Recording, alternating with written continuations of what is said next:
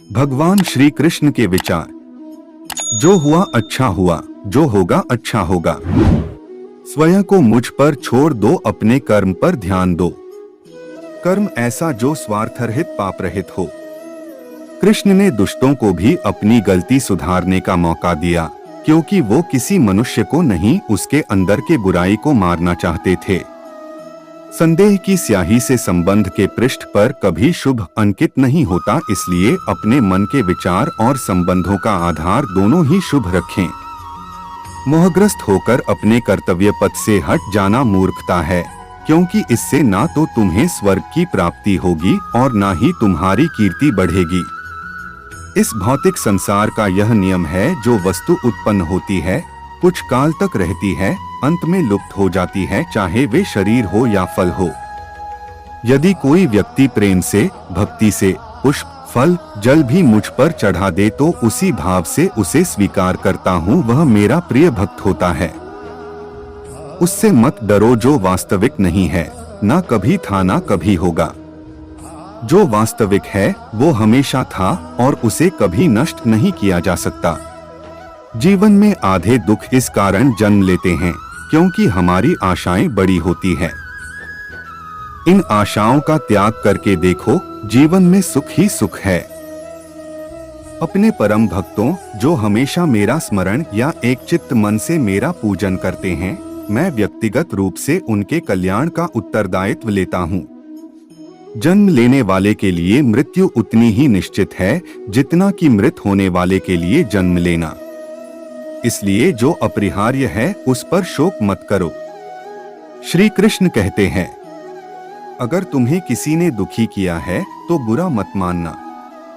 लोग उसी पेड़ पर पत्थर मारते हैं जिस पेड़ पर ज्यादा मीठे फल होते हैं।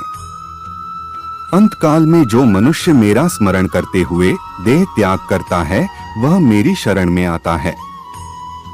इसलिए मनुष्य को चाहिए कि अंतकाल में मेरा चिंतन करें। यह सच बात है कि भूल करके इंसान कुछ सीखता है, परंतु इसका यह मतलब नहीं कि वह जीवन भर भूल करता रहे और कहे कि हम सीख रहे हैं। कृष्ण कहते हैं, इस जगत में मनुष्य भौतिक वस्तुओं का भोग कर सकता है। अगर वे चाहे तो सब कुछ छीन सकते हैं। मनुष्य कुछ भी नहीं कर सकता। स्वार्थ से रिश्ते बनाने की कितनी भी कोशिश करें वो कभी नहीं बनते हैं, और प्रेम से बने रिश्तों को कितना भी तोड़ने की कोशिश करें वो कभी नहीं टूटते। क्रोध से भ्रम पैदा होता है, भ्रम से बुद्धि व्यग्र होती है, जब बुद्धि व्यग्र होती है तब तर्क नष्ट हो जाता है। जब तर्क नष्ट होता है तब व्यक्ति का पतन हो जाता है। आत्मा न तो जन्म लेती है, न कभी मरती है, और न ही इसे कभी जलाया जा सकता है, न ही पानी से गीला किया जा सकता है। आत्मा अमर और अविनाशी है। अगर व्यक्ति शिक्षा से पहले संस्कार, व्यापार से पहले व्यवहार और भगवान से पहले माता पिता को पहचान ले तो जिंदगी में कभी कोई कठिनाई नहीं आएगी। विषयों का चिंतन करने से विषयों की आसक्ति होती है। आसक्ति से इच्छा उत्पन्न होती है और इच्छा से क्रोध होता है। क्रोध से सम्मोहन और अविवेक उत्पन्न होता है। श्री कृष्ण कहते हैं, जैसे प्राणी अपने पुराने कपड़ों को उतार कर फेंक देता है, नए को धारण करता है, उसी प्रकार यह आत्मा पुराने शरीर से त्याग करके नया शरीर प्राप्त करती है।